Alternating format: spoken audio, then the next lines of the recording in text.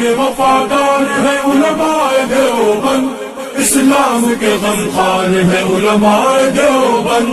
آقا کے وفادار ہے علماء دیوبند، اسلام کے غمخوار ہے علماء دیوبند۔ اللہ رب محمد صلی علیہ وسلم۔ الحمد لله نحمده ونستعينه ونستغفره ونؤمن به ونتوكل عليه ونعوذ بالله من شرور أنفسنا ومن سيئات أعمالنا، من يهده الله فلا مضل له ومن يضلله فلا هادي له، ونشهد أن لا إله إلا الله وحده لا شريك له، ونشهد أن سيدنا وسندنا ومولانا محمدا عبده ورسوله، أما بعد، فقد قال الله تبارك وتعالى في القرآن المجيد والفرقان الحميد: أعوذ بالله من الشيطان الرجيم، بسم الله الرحمن الرحيم، ثم أورثنا الكتاب الذين اصطفينا من عبادنا، وقال الله تبارك وتعالى في موضع آخر: إنما يخشى الله من عباده العلماء، وقال الله تبارك وتعالى في موضع آخر: ولكن كونوا ربانيين بما كنتم تعلمون الكتاب وبما كنتم تدرسون، صدق اللہ العظیم۔ وقال النبی صلی اللہ علیہ وسلم: خیرکم من تعلم القرآن وعلمہ، او کما قال علیہ الصلاۃ والسلام۔ اللہم صلی علی سیدنا محمد وعلی آل سیدنا محمد وبارک وسلم۔ اللہم صلی علی سیدنا محمد وعلی آل سیدنا محمد وبارک وسلم۔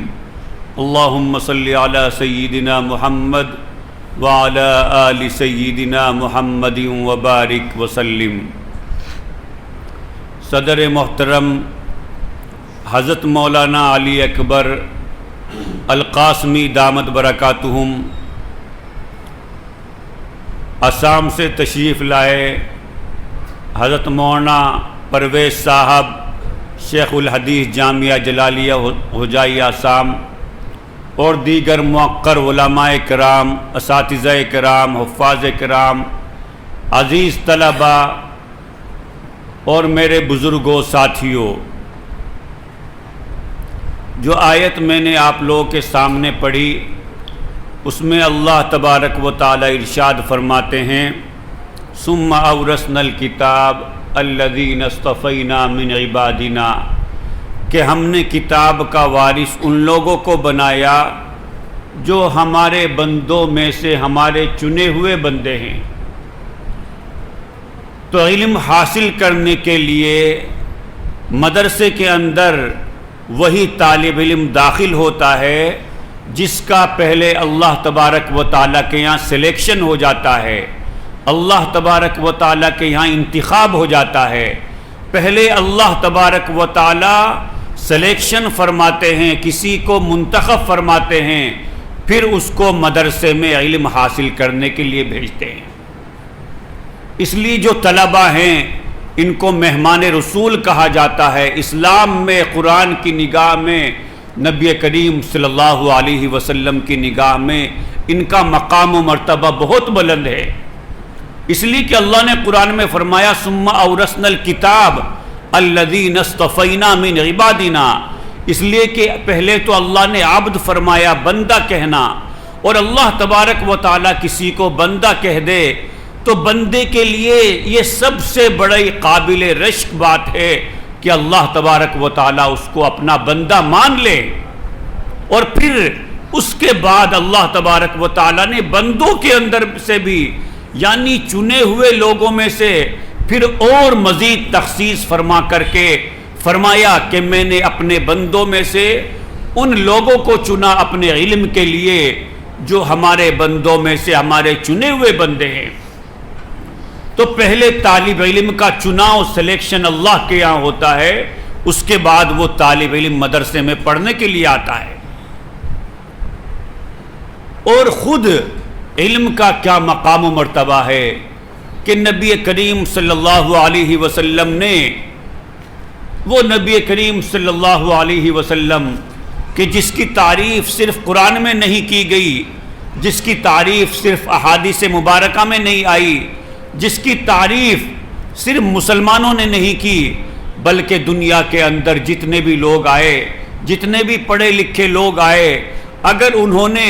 نبی کریم صلی اللہ علیہ وسلم کی زندگی کو پڑھا، چاہے وہ مسلمان ہو یا نہ ہو، تو وہ اس بات کے ماننے پر مجبور ہوئے کہ محمد عربی جیسی شخصیت دنیا میں نہیں آئی۔ مثال کے طور پر مائیکل ہارٹ نے ایک کتاب لکھی The 100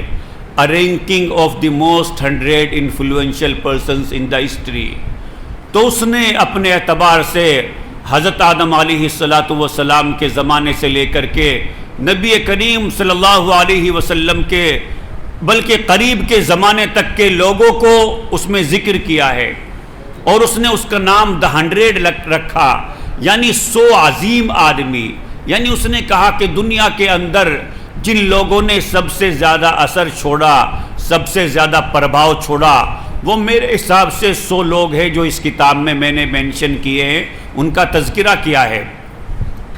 کمال کی بات یہ ہے کہ ان 100 لوگوں میں بھی مائیکل ہارٹ نے کلاسیفیکیشن کیا ہے، درجہ بندی کی ہے، قسم بندی کی ہے۔ یعنی مائیکل ہارٹ کے حساب سے اگر کوئی 10ویں نمبر پر تھا تو مائیکل ہارٹ نے اس کو 90 نمبر پر نہیں رکھا، اگر کوئی دوسرے نمبر کا تھا تو پہلے نمبر پر نہیں رکھا۔ حیرت کی بات یہ ہے کہ مائیکل ہارٹ نے عیسائی ہونے کے باوجود نبی کریم صلی اللہ علیہ وسلم کو پہلے درجے پر رکھا، اور اس نے لکھا کہ my choice of Muhammad to lead the list of the 100 a ranking of the most 100 influential persons in the history may surprise some readers and may be questioned by others, but he was the only man in the history who was supremely successful on both religious and secular level۔ اس نے لکھا کہ میں نے محمد کو جو پہلے درجے پر رکھا، ہو سکتا ہے کچھ عیسائیوں کو تعجب ہو، کوئی مجھے آبجیکشن کریں،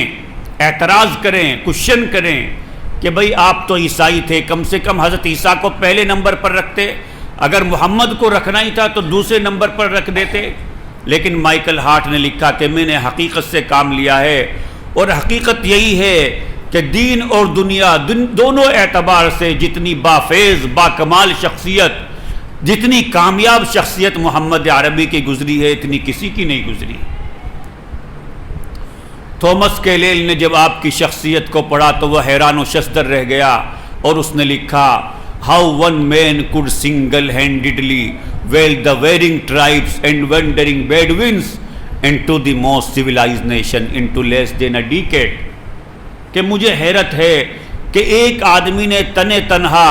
دنیا کی سب سے زیادہ اجڑ قوم، سب سے زیادہ جاہل قوم، ہم سب جانتے ہیں کہ نبی کریم صلی اللہ علیہ وسلم کے دنیا میں آنے سے پہلے دنیا کا کیا حال تھا، عربوں کا کیا حال تھا۔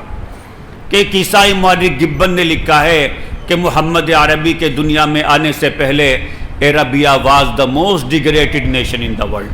کہ عرب کے لوگ سب سے حقیر لوگ تھے،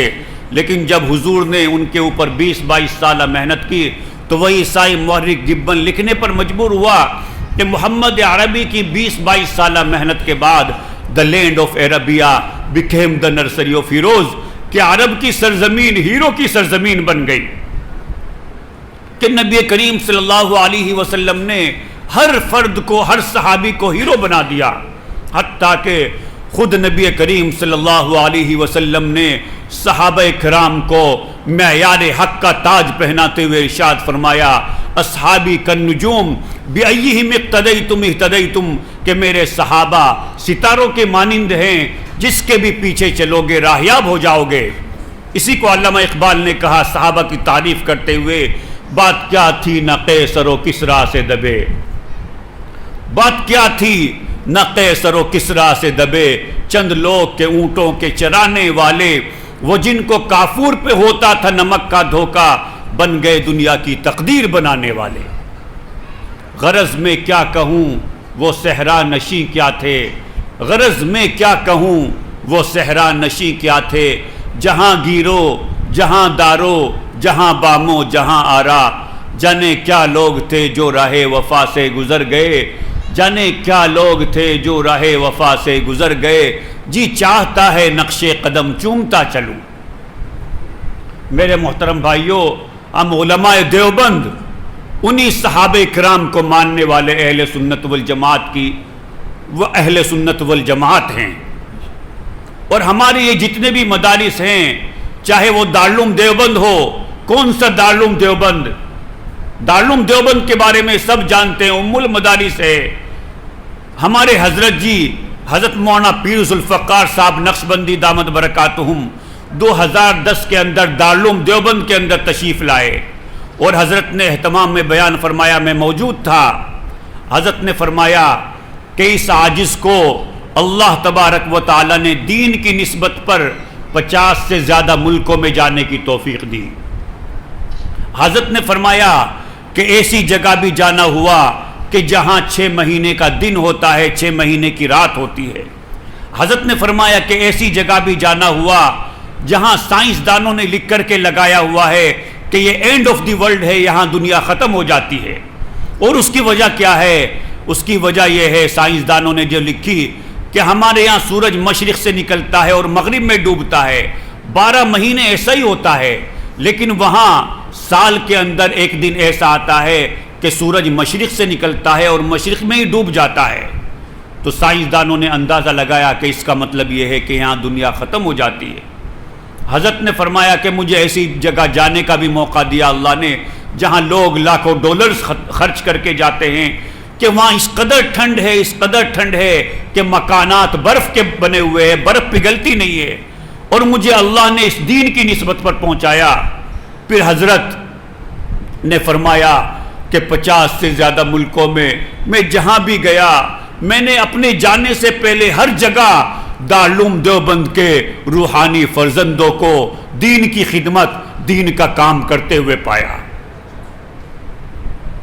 پھر حضرت یہ شعر پڑھتے ہوئے رو دیے، حضرت burst into tears saying، حضرت یہ شعر پڑھتے ہوئے رو دیے، عابد کے یقین سے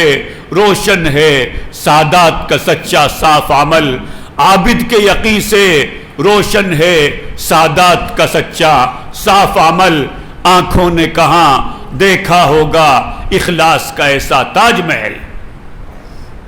تو میرے محترم بھائیوں، یہ جتنے بھی مدارس ہیں، یہ جتنے بھی مکاتب ہیں، چاہے دارالعلوم دیوبند ہو، چاہے یہ ہمارا مدرسہ ہو، یہ جو صفہ مدرسہ ہے جو نبی کریم صلی اللہ علیہ وسلم نے صحابہ کرام کو پڑھانے کے لیے قائم فرمایا تھا، جو آج بھی مسجد نبوی کا حصہ ہے، یہ سارے کے سارے مدرسے اسی کی شاخیں ہیں۔ تو میرے محترم بھائیوں، جو بھی ان مدرسوں کے اندر پڑھتے ہیں، ان کا مقام، ان کی نسبت اللہ کے ساتھ ہے، قرآن کریم کے ساتھ ہے، نبی کریم صلی اللہ علیہ وسلم کے ساتھ ہے، صحابہ کرام کے ساتھ ہے، صفہ مدرسے کے ساتھ ہمارے اس مدرسے کی نسبت ہے۔ کتنی بڑی نسبت ہے! تو میرے محترم بھائیوں، ہم کو اپنے مدارسوں کی قدر کرنی چاہیے، اپنے علماء کی قدر کرنی چاہیے۔ یہ جو طلبہ ہیں، جو حافظ ہو جاتا ہے،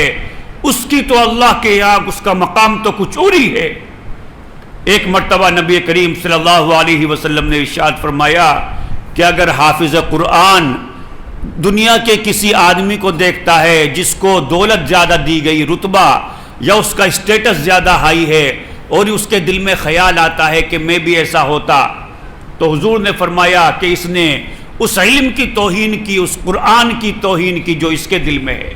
اس لیے کہ اس کے دل میں وہی قرآن ہے جو محمد عربی صلی اللہ علیہ وسلم کے اوپر 22 سال کے عرصے میں جو ہے نازل کیا گیا۔ میرے محترم بھائیوں، ہمیں ان مدرسوں کی قدر کرنی چاہیے، اپنے جو طلبہ پڑھتے ہیں ان کو قدر کی نگاہ سے دیکھنا چاہیے۔ اب کوشش کرنی چاہیے کہ ہمارا ہر بچہ حافظ قرآن بنے، ہمارا ہر بچہ عالم بنے، مفتی بنے، تاکہ اس کو پتہ چلے کہ قرآن کریم کے اندر اللہ تبارک و تعالی نے کیا ارشاد فرمایا. اور جو آیت میں نے آپ لوگوں کے سامنے پڑھی اس میں ہم کو بھی دیکھنا چاہیے کہ ہمیں طلباء کو، علماء کرام کو اللہ تبارک و تعالی نے کیا خطاب فرمایا. اس سے پہلے میں دو بات مختصراً عرض کروں گا. ایک بات تو میں طلباء سے کہوں گا کہ طلباء کو جو مدرسے میں داخلہ لے لیتے ہیں اپنے وقت کو بالکل ضائع نہیں کرنا چاہیے. جتنی زیادہ سے زیادہ محنت ہو سکے محنت کرنی چاہیے، اس لیے کہ دنیا کے اندر جتنے بھی لوگ کامیاب ہوئے ہیں محنت ان کو کرنی پڑی ہے. بقدر القد تکتسب المعالی من طلب العلا سحر اللیالی. چنانچہ آئنسٹائن کا واقعہ لکھا ہے. آئنسٹائن بہت بڑا سائنٹسٹ گزرا ہے جس کی سائنس کی دنیا میں لوگ اس طریقے سے عزت کرتے ہیں جس طریقے سے ہم پیغمبروں کی عزت کرتے ہیں. تو آئنسٹائن کے بارے میں آتا ہے کہ وہ بچپن کے اندر بہت زیادہ کن ذہن تھا، حتیٰ کہ وہ جو ہے اسکول جایا کرتا تھا بس سے تو کنڈکٹر کے ساتھ اس کا روز جھگڑا ہوتا تھا. کنڈکٹر اس سے کرائے کے پیسے مانگتا، وہ 10 روپے دے دیتا، اس کے بعد 1-2 روپیہ کرایہ رکھ کر کے پیسے واپس کرتا. تو آئنسٹائن اس سے کہتا کہ تم نے زیادہ پیسے لیے ہیں، لیکن جب کنڈکٹر اس کو سمجھاتا تو اس کو بات سمجھ میں آ جاتی. جب کئی مرتبہ ایسا ہوا تو اس نے کنڈکٹر نے ایک دن کہہ دیا کہ آئنسٹائن تو دنیا میں کیا کرے گا، تجھے تو گھٹانا جھوڑنا بھی نہیں آتا، اسکول میں کیا کرتا ہے، جا کے کیا جک مارتا ہے اسکول میں. بس یہ بات آئنسٹائن کے دل کو لگ گئی. اس کے بعد پھر اس نے اتنی محنت کی سائنس کے میدان میں کہ اس نے دنیا کے سامنے تھیوری آف ریلیٹیوٹی پیش کی، جس کی وجہ سے انسان کا چاند کے اوپر جانا آسان ہو گیا. تو میری سب طلباء سے درخواست ہے کہ اللہ نے آپ کو اتنا مبارک جو ہے موقع عطا فرمایا ہے، اپنی 1 منٹ بھی ضائع نہ کریں. اور میں ان کے اساتذہ سے کہوں گا کہ اپنے طلباء کی حوصلہ افزائی کریں. یہ جیسے میں نے کہا کہ یہ چنے ہوئے لوگ ہیں، اللہ کے انتخاب سے آئے ہیں، ہمیں ان کے اوپر محنت کرنی چاہیے اور کبھی بھی ان کی دل شکنی نہیں کرنی چاہیے، حوصلہ افزائی کرنی چاہیے. حوصلہ افزائی کتنی بڑی چیز ہے، یہ اتنی بڑی چیز ہے کہ اس سے لوگ جو ہے بڑے سے بڑے بن گئے حوصلہ افزائی کی وجہ سے. چنانچہ ایک بہت بڑا سائنٹسٹ گزرا ہے تھامس ایلوا ایڈیسن، جس نے بلب بنایا، اور بھی بہت ساری اس کی ایجادات ہیں. اس کے بارے میں آتا ہے کہ بچپن میں وہ دماغی طور سے کمزور تھا. وہ اسکول جایا کرتا تھا تو وہاں دوسرے بچوں کا بھی وقت ضائع ہوتا تھا اس کی وجہ سے، چونکہ وہ پڑھنے میں بہت کمزور تھا.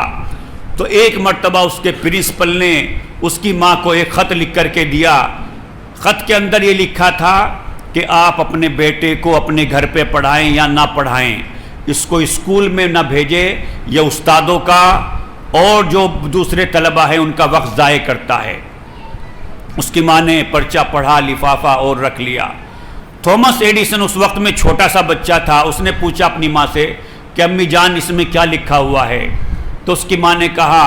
اس کی ماں نے یہ نہیں بتایا کہ اس میں لکھا ہوا ہے کہ میں تمہارا بچہ کمزور ہے. اس کی ماں نے کہا کہ اس میں ایسے لکھا ہے کہ تمہارا بیٹا بہت ذہین ہے، بہت انٹیلیجنٹ ہے، اسکول میں ایسے اساتذہ نہیں جو اس کو پڑھا سکیں. آپ اس کی ماں ہیں تو آپ اسی طرح ذہین ہوں گی، یا تو آپ اس کو پڑھائیں یا باہر کے ٹیچرز ہائر کر کے ان کو پڑھوائیں. اسکول میں جو اساتذہ ہیں وہ اس کو پڑھا نہیں سکتے. اب جب تھامس نے یہ سب سنا تو اس کا کانفیڈنس بڑھ گیا اور اس کے بعد اس نے محنت کی. ایک وقت آیا کہ اس کو وہ دی جینیس بن گیا، یعنی صدی کا عظیم آدمی بن گیا. اس کی ماں کا بھی انتقال ہو گیا اور اس کی ماں کے انتقال کے سالوں کے بعد وہ ایک مرتبہ اپنے گھر کی جو ہے صفائی کر رہا تھا. صفائی کرتے ہوئے کتابوں کے بیچ میں یا پیچھے سے اس کو وہی لفافہ ملا جو اسکول کے پرنسپل نے لکھا تھا. اس نے خط کا لفافہ پڑھا اور کھول کر کے دیکھا کہ اس میں تو لکھا تھا، اس کی ماں نے تو بتایا تھا کہ پرنسپل نے لکھا ہے کہ تم بہت ذہین اسٹوڈنٹ ہے تمہارا بچہ، لیکن اس میں تو لکھا تھا کہ تھامس یہ دماغی طور سے معذور کمزور بچہ ہے. تو یہ پڑھنے کے بعد تھامس ایلوا ایڈیسن گھنٹوں روتا رہا اور اس نے ایک بات لکھی جو تاریخ کا حصہ بن گئی. تھامس نے لکھا کہ Thomas Alva Edison was mentally weak child who became the genius of the century by a hero mother. اس نے لکھا کہ تھومس ایک دماغی طور سے کمزور بچہ تھا جو صدی کا عظیم انسان بن گیا ایک ہیرو ماں کی وجہ سے، ایک ماں کی حوصلہ افزائی کی وجہ سے۔ تو میں اب والدین سے بھی کہتا ہوں کہ اپنے بچوں کی کبھی بھی دل شکنی نہ کریں، کبھی بھی ان کو کریٹیسائز نہ کریں، تنقید نہ کریں، ان کو پیار محبت سے سمجھائیں۔ تنقید کرنے کے لیے، حوصلہ شکنی کرنے کے لیے تو پوری دنیا کافی ہے، کم سے کم اساتذہ کو اور والدین کو اپنے بچوں کو پیار محبت سے سمجھانا چاہیے۔ اور آخری بات جو میں نے شروع میں کہی، آیت پڑھی کہ ہم کو علماء کو اپنے اور جو طلبہ ہیں سب کو اس بات کو ذہن میں رکھنا چاہیے کہ اللہ نے پڑھنے پڑھانے کا مقصد بیان فرمایا، وَلَكِنْ كُونُوا رَبَّانِيِّينَ بِمَا كُنْتُمْ تُعَلِّمُونَ الْكِتَابَ، کہ پڑھنے پڑھانے کا مقصد یہ ہے کہ ہم اللہ والے بن جائے، اللہ کے ساتھ ہمارا تعلق مضبوط ہو جائے۔ تو جو بھی ہم مدرسے میں چاہے پڑھتے ہیں پڑھاتے ہیں، ہمیں روزانہ اس بات کی فکر کرنی چاہیے کہ جس طریقے سے ہمارے علم میں اضافہ ہو رہا ہے اسی طریقے سے ہماری کیفیات میں بھی اضافہ ہو رہا ہے کہ نہیں، ہمارا اللہ کے ساتھ تعلق مضبوط ہو رہا ہے کہ نہیں، اللہ کے اوپر ہمارا یقین بڑھ رہا ہے کہ نہیں، تواضع ہمارے اندر آ رہی ہے کہ نہیں، تکبر ہمارے اندر سے ختم ہوا کہ نہیں۔ یہ ساری صفات کا جائزہ لینے کی ضرورت ہے۔ میں حضرت مولانا علی اکبر القاسمی کا شکر گزار ہوں کہ انہوں نے ہمیں یہاں مدعو فرمایا، اللہ تبارک و تعالیٰ ان کے فیض کو مزید عام و تام فرمائے۔ حضرت مولانا مفتی نجم الحق صاحب کو بھی اللہ تبارک و تعالیٰ بدلہ عطا فرمائے کہ انہوں نے یہ نظام بنایا اور ہم لوگوں کو دین کی بات یہاں پہنچانے کا سبب بنے۔ اللہ تبارک و تعالیٰ ہم سب کو اپنی بارگاہ میں بے حد قبول فرمائے۔ اب میں اس شعر پر اپنی بات کو مکمل کرتا ہوں کہ مصیبت اٹھاؤ مشقت بھرو، مصیبت اٹھاؤ مشقت بھرو، طلب میں جیو جستجو میں مرو۔ اللہ تبارک و تعالی جیسے اللہ نے ہم کو یہاں اکٹھا فرمایا، اللہ تبارک و تعالی نبی کریم صلی اللہ علیہ وسلم کے ساتھ اور ہمارے اکابرین کے ساتھ ہم کو آخرت میں بھی اکٹھا فرمائے۔ وما ذالک علی اللہ بعزیز، وآخر دعوانا ان الحمد للہ رب العالمین۔